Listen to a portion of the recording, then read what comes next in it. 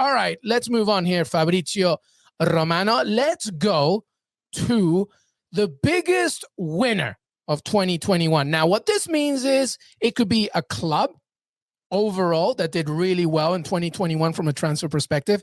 It could be a player, perhaps a player that really did his or even her job trying to figure out what to do in 2021, moving to a good club. Perhaps they stayed and nothing happened and because they're thinking of the future. Or perhaps, Fabrizio Romano, it's an agent of the year, somebody that really did their business in 2021 and made a lot of good moves and deals for his or her client. Who would that be? Who's the winner of 2021? I give you one for each category if it's okay with you. I love it, Fabrizio. All right, so let's go with the club. Yeah, I start with the club and I say Paris Saint-Germain, I think we have to say. But not just because of Messi. Of course, we said about Messi, but Nuno Mendes, fantastic left back, loan with buy option, top deal, what a player. Achraf Hakimi, he's not performing super well in the 4 defense, but this boy is amazing, and I'm sure that he will be key in Champions League games when the game is at top level. He will be there. What they did with Wijnaldum, free agent signing, Donnarumma, goalkeeper for the future. And then saying no to Real Madrid for Kylian Mbappé was really incredible. So let me say that what they did is unbelievable, and their summer has been like Disneyland. So I go with Paris Saint-Germain as a club. I love it. Well, let's go with player then. Well, who's the player winner of the year? With a player, I want to go with a different kind of decision. I always say that, about Harry Kane this summer, that staying at Tottenham was important also for him, and now with Antonio Conte will perform. But I give this award to Erling Haaland, because I think staying at Borussia Dortmund for one more season and waiting for the close, so you have your time to pick your next club. At the same time, he's always scoring, because if you look at his numbers, he's incredible, my friend. Every time in Bundesliga he plays, he scores. Every time in Champions League, he plays and he scores. So he's a machine, and he's improving himself, but at the same point, he's planning for his future.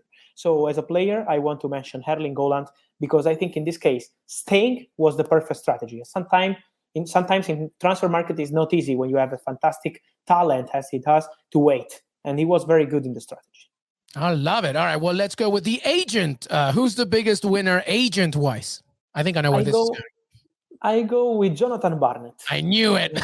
I go with Jonathan Barnett, because when you have in the same summer Eduardo Camavinga to Real Madrid, and let me say that this story is very good on transfer point of view, because they were very respectful. Camavinga, his family, and Barnett, they had the chance to go to Real Madrid as free agent because he was out of contract in 2023 with Rennes. But the boy, who was a refugee together with his family from Angola, wanted to be respectful with Rennes, what they when was a difficult moment for his family. And so they wanted Rennes to receive money, and Real Madrid paid money to have Camavinga immediately. And so Camavinga has been super respectful. But we have to mention also Saul to Chelsea, and we have to mention Jack Grealish to Manchester City, and Ibra Konate to Liverpool. Many and many deals in the same summer. So I think Jonathan Barnett has been the winner as an agent.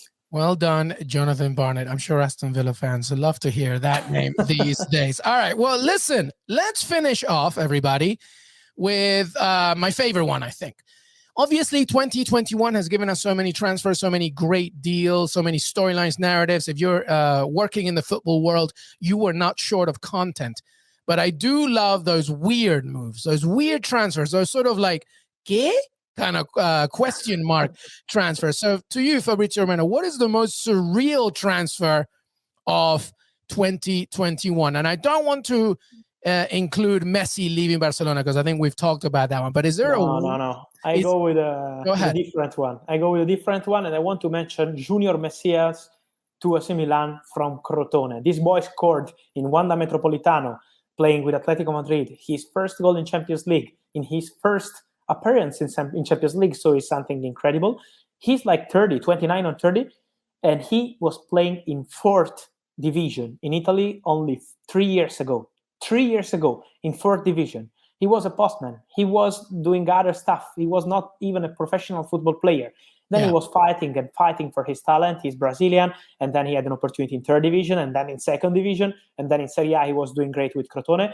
But during the summer, when I was saying AC Milan want to sign Messias, people were telling me, you're crazy, it's not possible. He's a player for small clubs, not for AC Milan.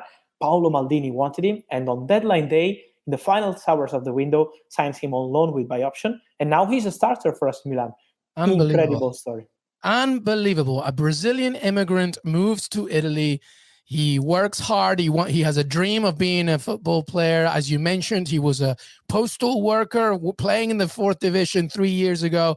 And fast forward, playing in the Champions League, scoring against Atletico. Unbelievable. What an incredible story. So that's your surreal player of the year. Well done, Paolo Maldini, by the way.